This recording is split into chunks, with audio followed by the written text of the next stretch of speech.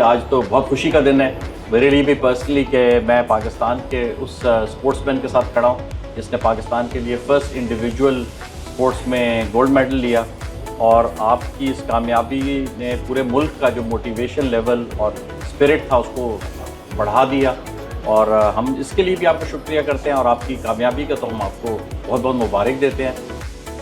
माशाल्लाह पूरा पाकिस्तान बड़ी इज़्ज़त दे रहा है और उनके साथ साथ आप सब भी मुझे माशाल्लाह बड़ी इज़्ज़त दे रहे हैं। और जैसे मैंने पाकिस्तान का पूरी दुनिया में नाम बुलंद किया है, और मेरे ख्याल में आप भी इसी तरह किसानों के लिए माशाल्लाह बहुत बड़ा काम कर रहे हैं। तो मेरे लिए ये बड़ी एजाज़ की बात है कि जैसे मैं मेहनत कर रहा हूँ, आप सब और आपकी टीम भी माशाल्लाह बड़ी मेहनत कर रही है।